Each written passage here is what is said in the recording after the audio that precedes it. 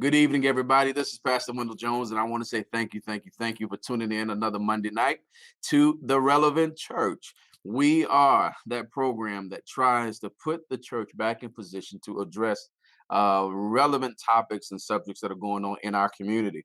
We want to talk about the stuff that's, sometimes a little taboo to touch, sometimes a little controversial to talk about. At the end of the day, sometimes a little uncomfortable to talk about, but they're all are needful conversations. We need to confront things. We need to talk about some things if our goal is to become healthy, if our goal is to pursue wholeness.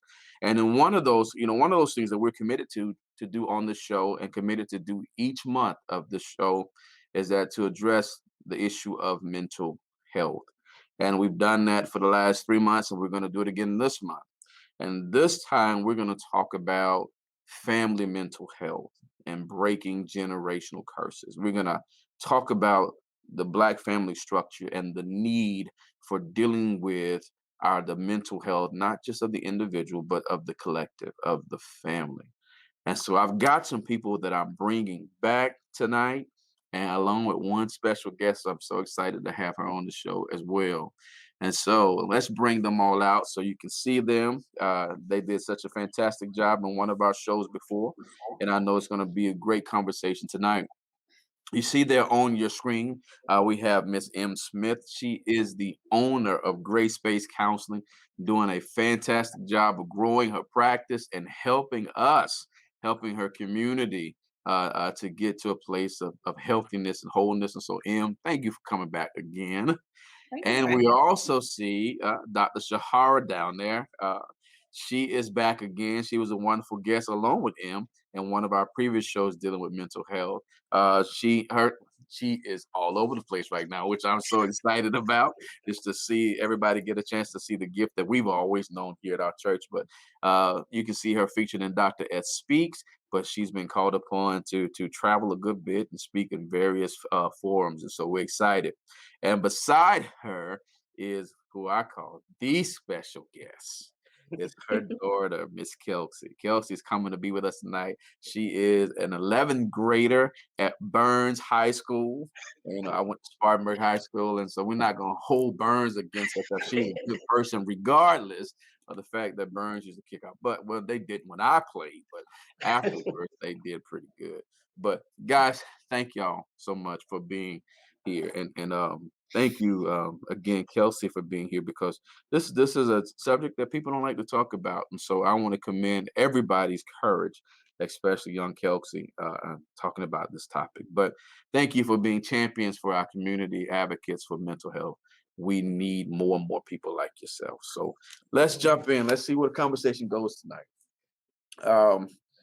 My first question I want to direct to you, Em, and because you're seeing quite a bit of this, and I know you've had quite a few conversations on your belt concerning this. But let's ask this question: Where do we start as a community? Where do we start in terms of addressing the collective, not just the individual, but the collective mental health of Black families? Where do we get started with that? Wow.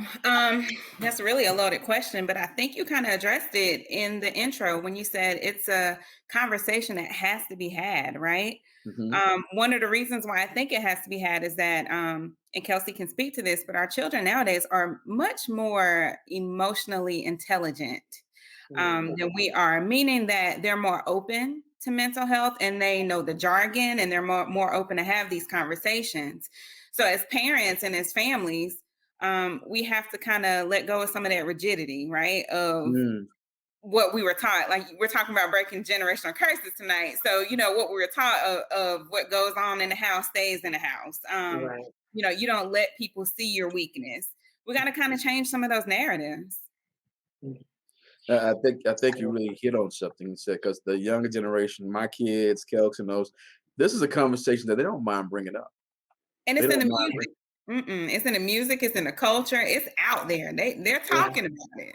Absolutely, absolutely. And many times our generation is trying to catch up with the lingo that the kids are already using. They've already normalized in their conversation. Well, speaking of Dr.S and Kelsie, let's tell me, guys, in that same vein, where did you start, and why did you start to make this a subject matter that y'all talk about freely in your household? It came through my kids actually seeing me struggle, seeing me go off for some of the smallest reasons. And I remember Kelsie saying, calm down. I'm all tense and, going off. And she looking at me like, calm down. It's not even that serious. But in that moment, because I wasn't emotionally stable, I felt that I was expressing myself, and I needed for them to see what I was, I wanted them to feel how I was feeling. But for them, they remained calm, and yet I was the one that was, going off and blowing up. And so that caused me in many times to have these breakdowns, like not as bad as it was at one point, but I would literally get depressed. I would have these anxiety attacks, and they will literally see me going through this. And the only thing my daughter, I remember one day I couldn't even get out of the bed because I was so depressed. She, at a very young age, began to bring me food to the bed. So she began to see this in me and wanted to offer help, even if I wasn't at the place to really receive it. So she's seen my journey. And so because of that, I have been able to openly talk about it, and for them to see me heal and be very proud of me because of the steps that I've taken to go to therapy and to really dive into my own inner healing. That's awesome. Kelsie, when you witness your mama, when you witness a situation like that happening in the house, tell me something. How was that impacting you as a young person? I would say it really opened my mind to like seeing that not everyone's the same. Everybody goes through like different things, and to see her go through it, I don't know. It was just different. I could imagine that it was a lot to see, again, because the older y'all get, the more y'all will realize that your parents aren't super. Yeah. Yeah, and I'll tell you something, Kelsie. It took me to reach my mother's age to finally realize that, wow, my mom was only 32, 35 years old. And once I reached that age, I was like, okay, I still don't know what I'm doing. So why did I expect her to know what she was doing? It takes a lot of that. But let me ask you this, Kelsie, staying there with you. Is this something that you and your peers talk about sometimes in terms of mental health and making sure y'all are good mentally and how you process things? Is that a conversation that comes up? Yeah, my friends, they call me the therapist. So like they'll come to me if they're going through anything, and I'll like talk them through it and tell them how they should go about it. Yeah, they do, really do. They call it a therapist? Okay. Well, they're a worse name to have, right, Em? Absolutely. And you know what, Pastor? I just want to add that I think both Kelsie and Dr.S touched on a big part of just the family dynamic as it relates to mental health, and that is vulnerability, right? So one of the things that we're scared to do as parents is be vulnerable with our children. But like Dr.S just said, at some point, it comes a time when you can say, listen, and they're old enough to understand, listen, times are hard for me right now. I'm feeling this, right? Being emotionally open. I'm feeling this. I'm going through this. I'm going to need your help with that. And that's not something that's common in the Black family, again, because we equate that to weakness, right? Or we think our children can't handle it. But Kelsie just told us that they're having these conversations amongst themselves, their peers, but they can, they can handle a lot more. And it's part of breaking that generational curse is being more vulnerable and open and expressing what's going on. This is what's going on with me. Yeah. And it wasn't always like that. What would happen is, because I wasn't vulnerable, like you said, it came out in anger. I would literally be angry and I would go off in a way, and they like, why are you so angry? It's because I was too scared to express myself, because I'm their mother. I don't supposed to be allowing them to see me weak. And so because of that, I suppressed it, but it came out in anger and they could not understand. And all I had to do, and I know now, is to express myself. Look, guys, we need to have a conversation. This is what your mama got going on. And I know it's not your issue, but I need to be real about where we at right now. Right. But and you guys keep saying this word, and it sounds real loud when I hear it. And Kelsie, I want to hear your take on this, because it sounds, and I'm not saying you're taking it for granted, but you might be, because both of you are communicators.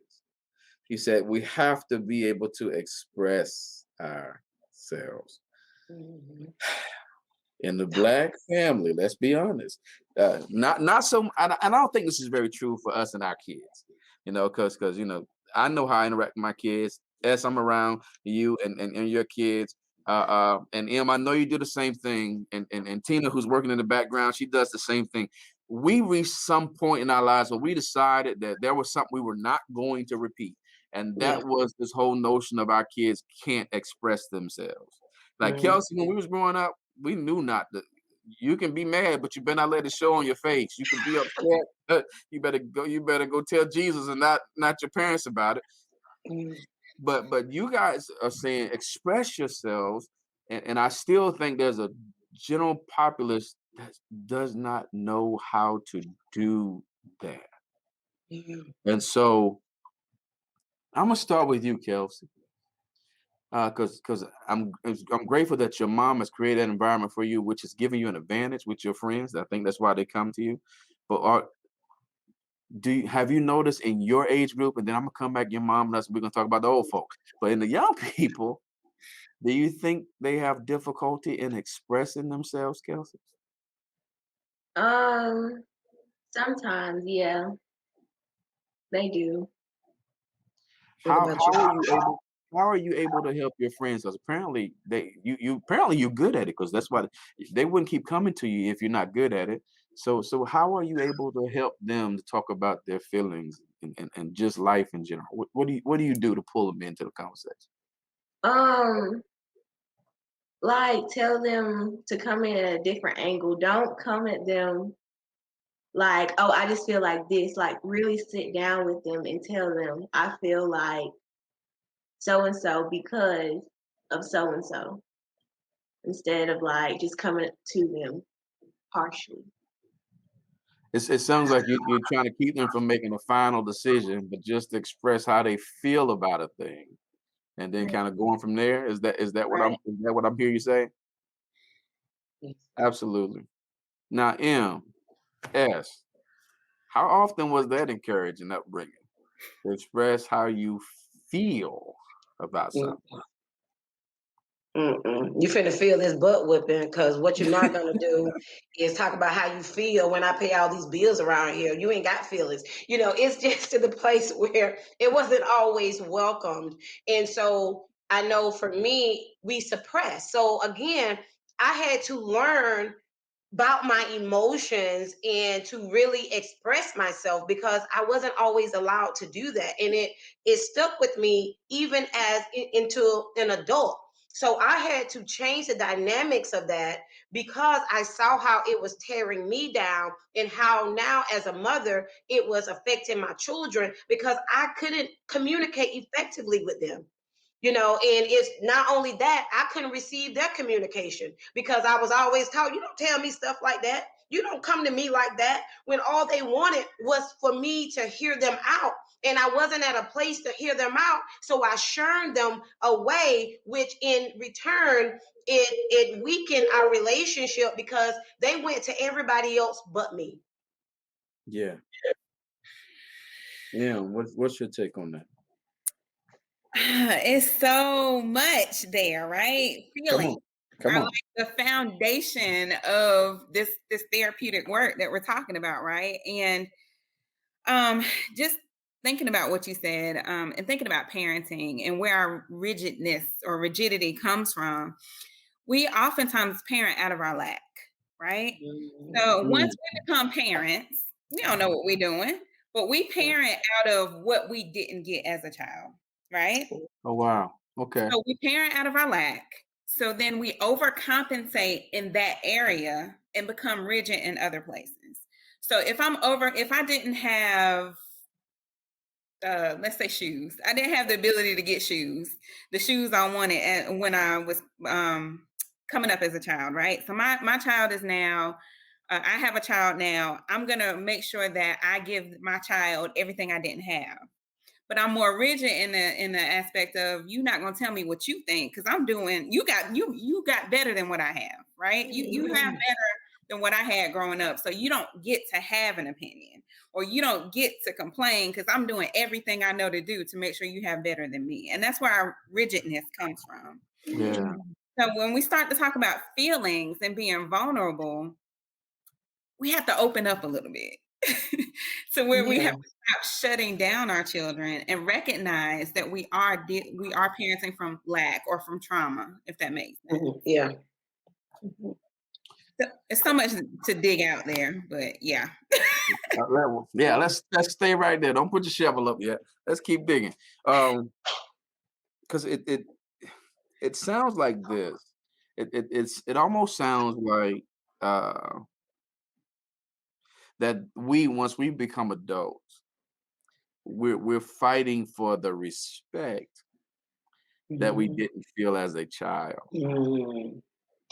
And so now that I'm the adult, if I'm Dr.S, well, Kelsie, you're going to respect this. And respect sometimes is translated into shut up. You don't have an opinion. Or better yet, like you said, and what are you complaining about? Because your life is so much better than mine, as if the child has the same reference point as you. Absolutely. The child has this present reference point. The child doesn't know about the 5-year-old version, 8-year-old, 10-year-old version of you. All I know is that we've got all of the stuff. I don't have you. Right. And then when a child speaks out against anything that we feel like we're doing, we're always on the defense, right? Yeah. So if I'm providing Jordan for you and you come and say you don't spend enough time with me, right? I'm defensive because I'm going to work every day for you, right? Yeah. So we're all automatically on the defense when we get our children, when we hear from our children. And that's why we kind of shut them down. Because it means it hits my trauma point, right? It hits that point of, I'm not good enough as a parent. I'm not doing what I'm supposed to. So I'm automatically gonna put up that defensive wall. Right. Kelsie, do you feel like we've grown up so overly defensive that we don't want to hear about our stuff? Do your friends talk about that? Do you feel like that? Sometimes it can be. Because I know with me, right? I was working all the time. I wanted to buy my kids a house. Like, I did not want to raise my kids in an apartment because, this is what I wanted. So I worked these long hours away from them to buy this home. And I'm like, y'all going to help me take care of this home because I did this to buy you this home. And my kids like, honey, we was good in the apartment. Like, this is something you wanted. Like, you can't make us feel guilty that you worked all these long hours. We appreciate, you wanting better for us, but the way you're going about it, you trying to make us feel guilty for something that you wanted for us. Now, that talk about a reality check. Kelsie, what's your version of that story? Is that so? Yeah, I'm just gonna put it out there. What's your recollection of that story when that conversation or conversations took place? She did. She would come home like, why isn't the floor vacuumed? Da da da da. And I would just be like, I didn't know. I didn't know. I didn't know you wanted that done. And she would be like, well, I just got the house. Da da da. I'm like, okay, I'm sorry. I'll vacuum. I'll vacuum. Not Be going realizing. off. Go ahead, S. I say going off, because I'm like, guys, this is a prize. We have the ability to do this. And, you want everything where it's supposed to be. And they're like, chill. Like, we are vacuuming the floor. Like, you doing too much. Because I bought this house, really coming from a place of wanting them to see the value the way that I see the value. And all they wanted was a roof over their head and for me to be present. I just seen it as like a new house. Say that again, Kelsie. I said I just seen it as a new house. Like, we got a new house. Yeah, I think I get both sides of that because again, as let's be honest, as Black adults, it takes a lot to achieve just about anything in this world that we're living in. But I think sometimes the problem is we want the affirmation coming up to us from our kids, and that is a lot of weight to place on a young heart and a young mind to make us feel good about ourselves. What do you think about that, Em?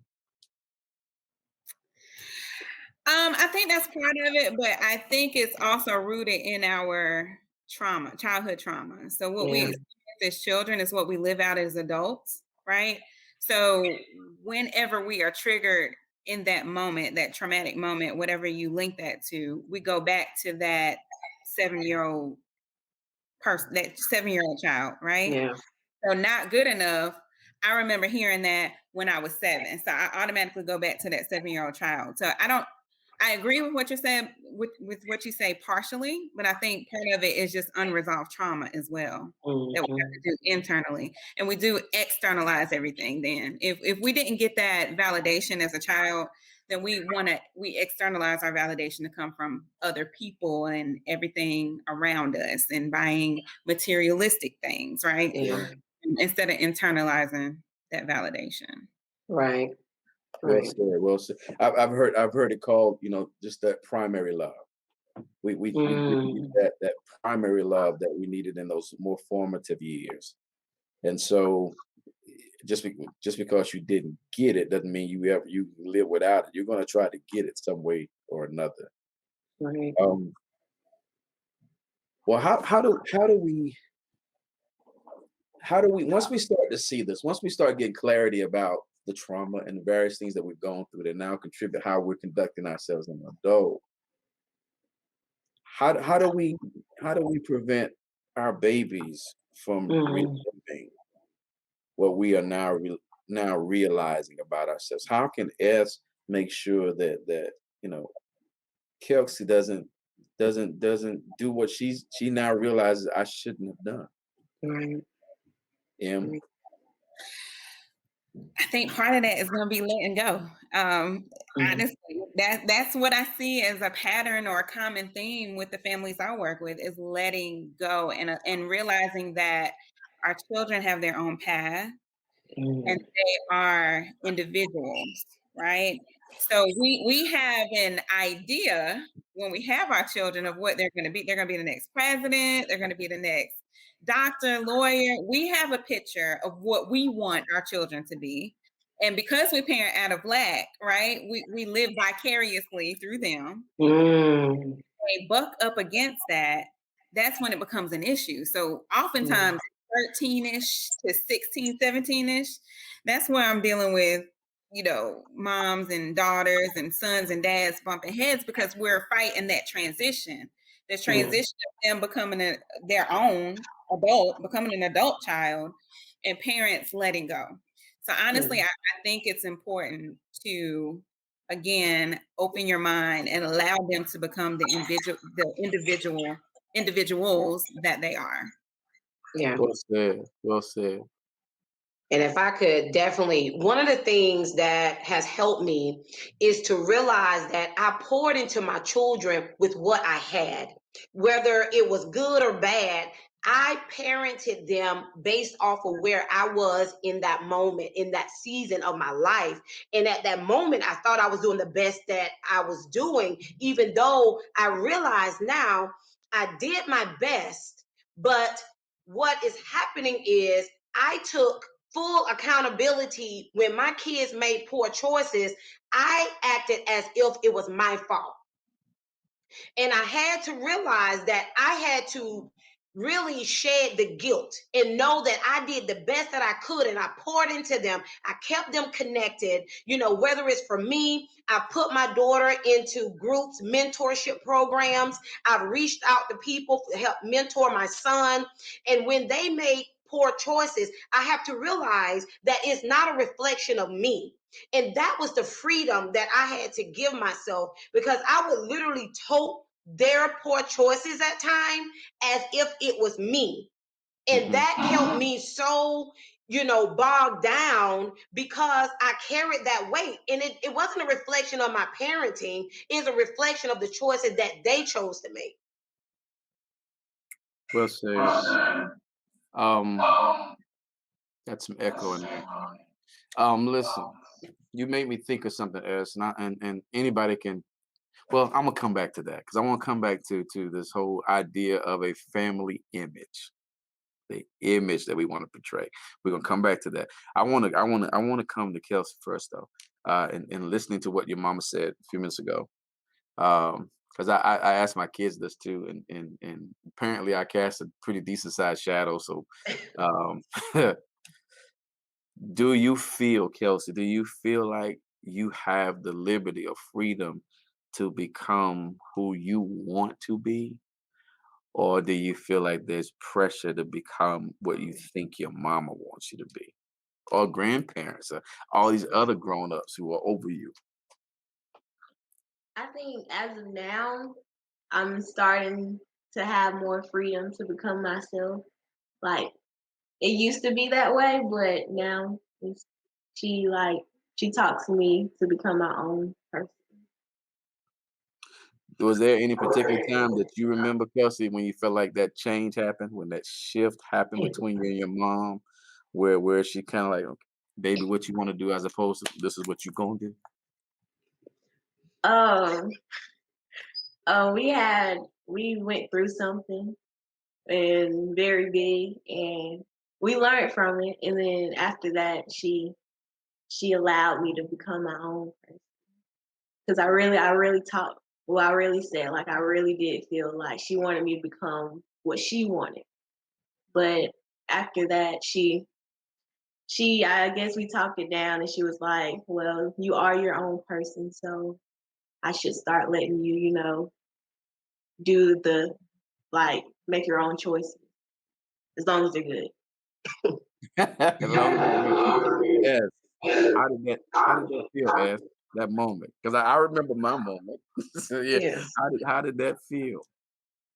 It's hard. It was difficult for me to really say my baby is growing up, and to really free her to be herself. Is I feel like I'm honoring the gift that God put inside of her, and the more I try to structure that, the more I'm keeping her in a box.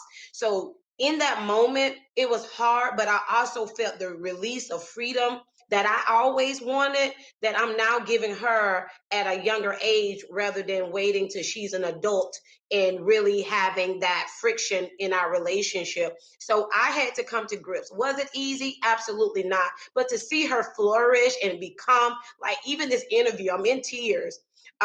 Just to see her voice being heard means a lot to me. And I'm glad that I'm allowing her to do that without a struggle. Even when asking her to come on here, I say, okay, I said yes. but let me ask her. And so I asked her, and she was like, yeah. So what if I didn't ask her? I didn't never want her to feel that I'm drawing her into my life without her approval. And so that was big to me to even say, wait, let me ask her, and to know that she was okay with sharing this part of our life. That's wonderful.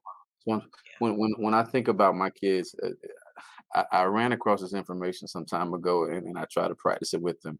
Is that making the transition from what I call from manager to consultant? You know, where there was a time, Kelsie, when I pretty much managed my kids' schedule because they, I'm daddy, y'all don't know what y'all doing, kind of thing, and you growing and learning. But then you have to realize the day when it's a day. It's not a time. It's normally a day. It is a very clear moment in time when you realize, hey, you need to stop that, because you start to recognize the pushback is real strong, and it's not a it doesn't start off as being disrespectful, but it can become if we draw lines in the sand. But to realize I need to, well, this is what happened for me, guys. Just in my prayer time, it's like God kept reminding me, teach them how to think. Teach them how to think. Teach them how to have a critical thought. She's like, because you're not going to be here all the time. And so I remember having those conversations, and they used to hate. They still to this day hate when I say I'm not going to be here all the time. It's like, can you say that without saying that, Daddy? I'm like, I need you to think. So tell me how you feel about it. And I have to catch myself because I'm type A. I got an opinion. I got a thought on everything. But what happened is that I love my baby so much that the thought of them being stuck in my absence is greater than my need to have my opinion expressed to them. I had to find what was greater. And I can tell it's a little scary to them sometimes. Kelsie, although I know you appreciate the fact that your mama is allowing you to really shape yourself, does it get scary sometime now that it's on you? That okay, well now I get to be what I want to be. Do you Yeah. do you sometimes miss it? Like, okay, just somebody please just tell me what to do. Yes, because I'm the youngest, so usually I have my brother that'll like say some stuff for me, but since I'm all by myself and I have the freedom, I have to speak up now, and it is kind of scary a little bit. I get that. What's that chapter for S? Because she is really owning herself. Like the conversations that we have now, and I can see her maturing. And she would come to me and she would share things with me. And before, she wouldn't do that. And so now I'm less to respond, but listen. And I think that has allowed our relationship to grow because I'm listening to her.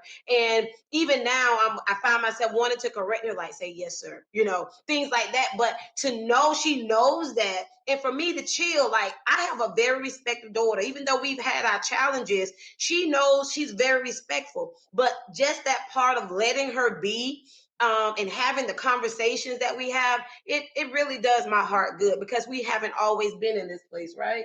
We haven't always been in this place. Pastor, can I add? Yeah, go ahead, Em. You were saying that it was a day for you. It was a moment in time for you when you recognized, okay, I'm going to have to shift. What I would like to add to that and challenge parents in the Black community, because that's what we're talking about now, is to start that earlier, right? It started as early. I know with my son, I started with he has ADHD. I started this whole advocacy journey with him when he was 6. So it started at 6 years old with him. We had a meeting before the meeting. And then when we had the meeting with everybody else around, I allowed him to say something, this is my favorite subject, whatever that looks like. Mm-hmm. But if you start it earlier and start those conversations earlier, it not only trains them, but it trains you as well. So that once you get to this 16, 7-year-old point, it won't feel like, oh my God, like they have an opinion. If you start it early, because essentially what we're doing is we're training them for the real world, like you said, not only without me, but becoming an adult. Right? We're training them for that. So I would say start it earlier and make it a common practice. Doesn't necessarily mean that you have to go with everything they say or do, right? Because we're still training them. But I think that's going to be the. I'm still not your friend. Right. Listen, but that's the difference in how we were raised versus how we're Right. raising our children, right? That's the Yeah. little tweak that I think would make a big difference. Yeah. Mhm. And to be honest, Kelsie, sometimes we try to come across like we know what we're doing. Can I tell you a secret? We clueless. we Clueless. Kelsie, Woo, Kelsie, child. we're winging it. Uh, I'll give you an example for me. I had a real touching moment with my daughter the other week because I was in my office at home, and I grew up without my dad, and so our first baby was Aaliyah, and so I was the normal scared daddy because they gonna let me take this little baby home. I don't know what to do with her. That kind of normal fear. But Kelsie, there was a part of me that was comfortable because she was a female. And I had somehow Mhm. convinced myself I know how to show affection to a female. But then 13 months later, yeah, that's how close they're born together. 13 months later, I got this little boy I'm taking home. And I'm telling you, Kelsie, it was way beyond the new parent fear. It was the fact that I had nothing to pull up because I was Mhm. pulling up stuff, and it wasn't always the great best stuff, but I was pulling up how I've had history of interacting with women, so I knew how to handle my daughter. I had nothing in there because I didn't grow up with my daddy, and so I was like, what do I do with it? Do I hug him? Do I kiss him? What do I do to him? Because he's a boy. And the touching moment that hit me was I was in my office cleaning, and I saw all of these books on parenting, all these books I had on how to be a good father. And that thing hit me hard. And I bring that up because many of us having to learn. We don't even have patterns to pull from. We are the floor. We're the foundation. And that's scary because we Kelsie, we can see where we screwed up. We can't we ladies? We can see Yeah. like, oh, if I could take that advice back. If I Mhm. if I could just make sure they didn't see me do that or hear me say that. Yeah. And so a lot of that is that we do need grace from y'all, Yeah. which will allow parents to be more vulnerable. Ugh. Okay, let me ask you that, Kels. Do you think if you were gonna grade us A B C D F, just grown ups all together, tell the truth. If you're gonna give us a grade as our age group, us here on how well are we doing in terms of being vulnerable and transparent in general? Not just mama, just because you talk to your friends, you hang around, you see all of us. How are we grading out and just being open and honest and transparent with your generation? What grade would you give us?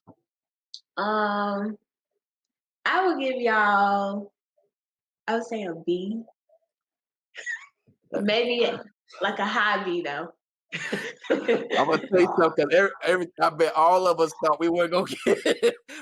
Who thought we get a grade that good? I was saying C, at least a C plus, a C. A C on a curve.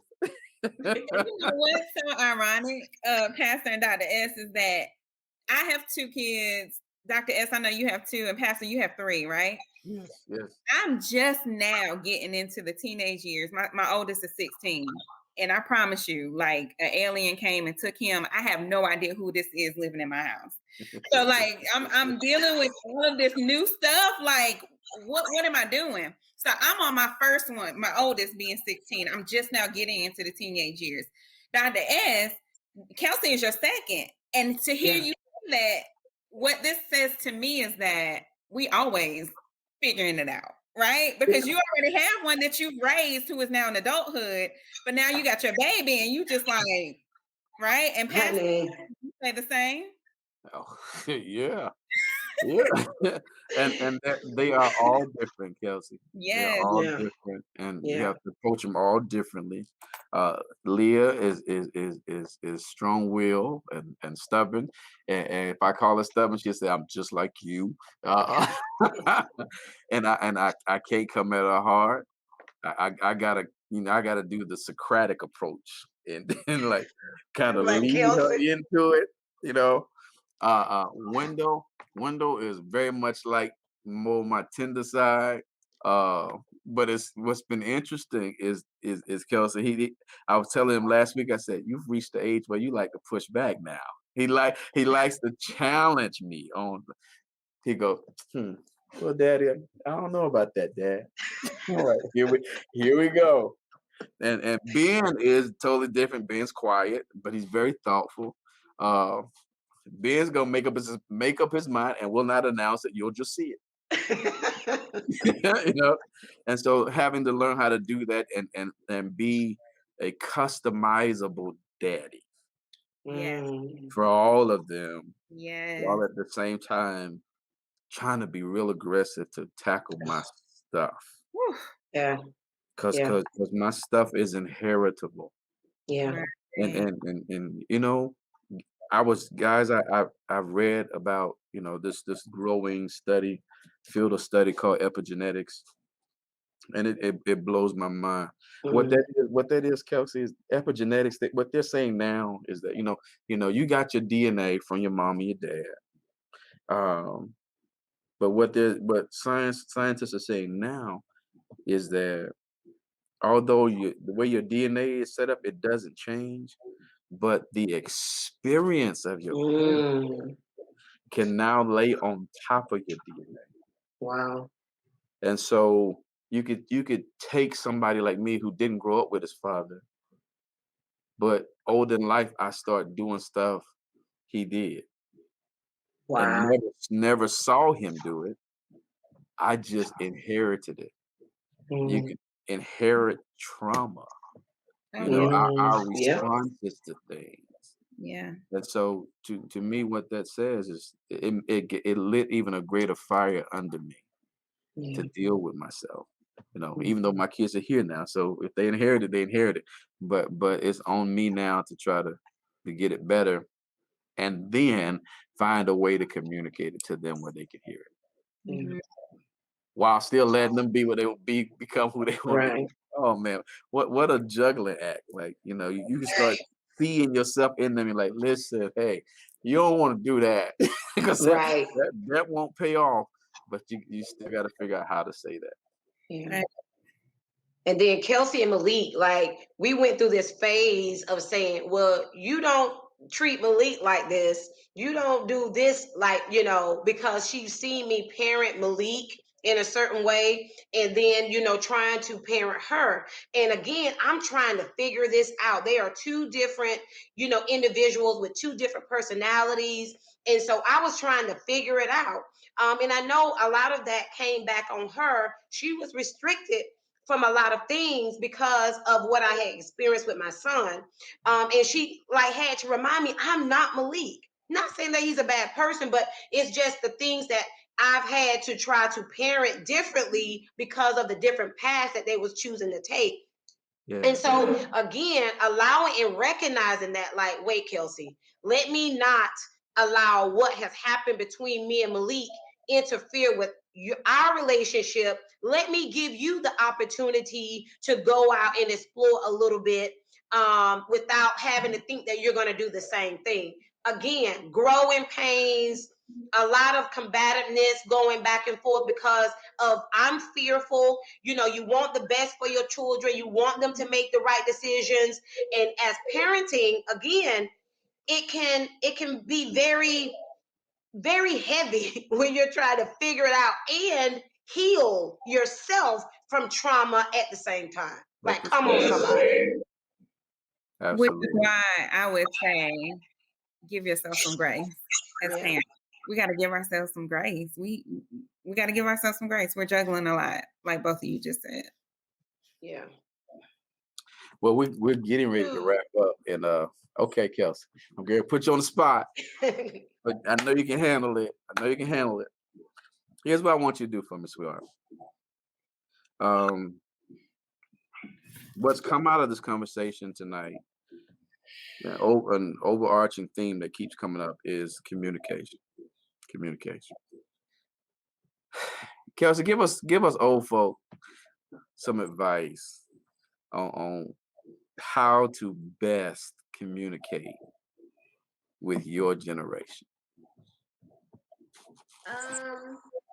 I think you said it, like, don't come from your perspective, also come from the kid's perspective or the teen's perspective on why they're saying what they're saying or why they're feeling the way they're feeling, and not just as a parent perspective. Well said. Yeah. And we do that. We show up with our history, Yeah. and we're not giving you time to express your own. Because by the time we have the conversation, you have a life and you have experiences of your own. And when it comes to communication, you know, the old saying is first seek to understand before you seek to be understood. And I think sometimes we just talk too much and don't listen enough. Is that because that's what you say? You probably want to say that, Kelsie. You just didn't want to say it. Y'all talk entirely too much. Because we talk probably too much on the show. Y'all talk too much, but we need to listen. Yeah. We need to listen more and then customize our approaches to each other. Yeah. And if I can add to that, Pastor, as well, is what I had to learn is not talk at them. You know how you can talk at them rather than inviting them into the conversation. And I think that's a lot of times why Kelsie was shut down, because I would talk at her rather than inviting her into the conversation so that we can really air things out. And that caused a lot of tension in our relationship. And so now just really inviting her into the conversation, again, like you say, listening. And then I ask questions. I say, well, how do you feel about that? How do you feel about this? So at this point, I'm now asking her how she feels so I can understand rather than assuming that she feels a certain kind of way. And so I think that has really allowed our relationship to grow. Would you say so? Yeah. It'd have been funny, Kelsie, like, no. You know, and I want to commend her because one day she said, Mom, I need a mental health day. She says, I'm overexerted. I have so much going on. She literally asked me if she could have a mental health day. And for her to say that, I said, absolutely. Now you got to tell me what this day gonna look like, but you can have that because we realize too that our children have their own issues and stressors. And so I had to honor the fact that she even said that she needed a mental health day. And we gotta not do what we heard, because if we express stress, like what we heard was, yeah, you don't even know stress yet. Right. You don't even know. What's No, the stress I for? know stress at my level. I don't know stress Yeah. at your level, mama or daddy, but I know stress Yeah. at my level. Yeah. Em, do you have any parting words for the people? I don't. Let's see. If I had to say anything, definitely as it relates to breaking generational curses, communication is the foundation, and expressing yourselves, allowing your children to express themselves, listening, but also expressing yourself in a way that your children can understand is going to be key. Fantastic. Thank you guys so much. Thank you, Em. Thank you, Dr.S. And a huge thank you, because I'm so proud of you, Kelsie.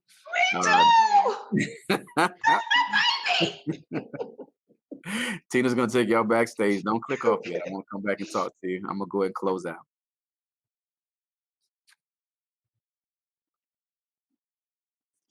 Guys, I always love the way the show develops. And what I mean by that, uh, we got a title, and sometimes the titles seem to want to box the conversation in.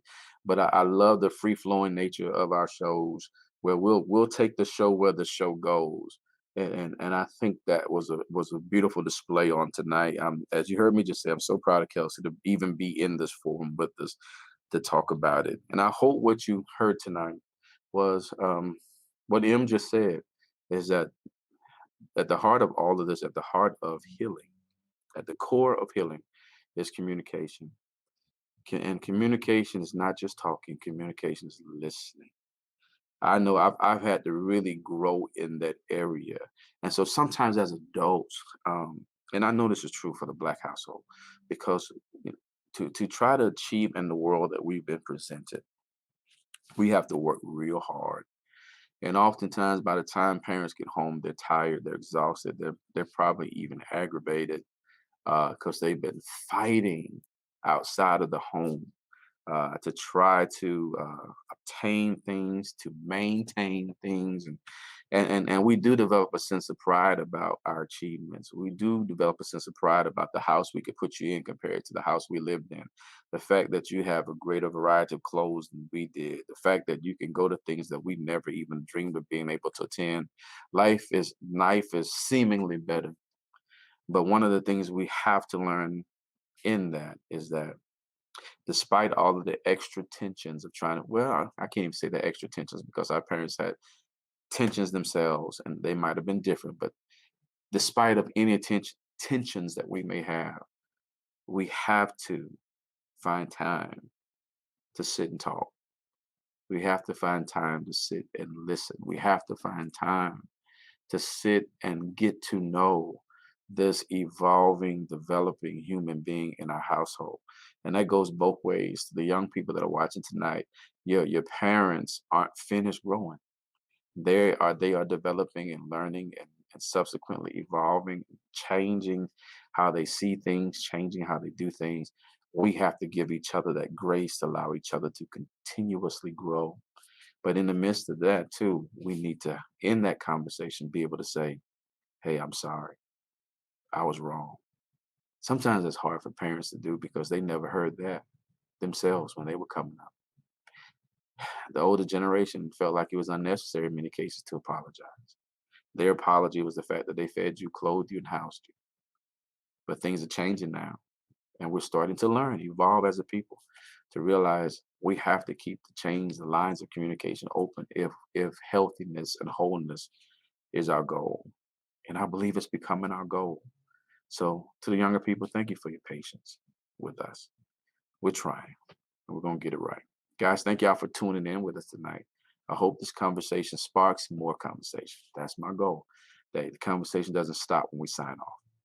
We hope it sets a fire and you guys begin to take the ball and run with it within your own households. Thank you so much for being loyal watchers of our show. We really appreciate you. Till next time, much love.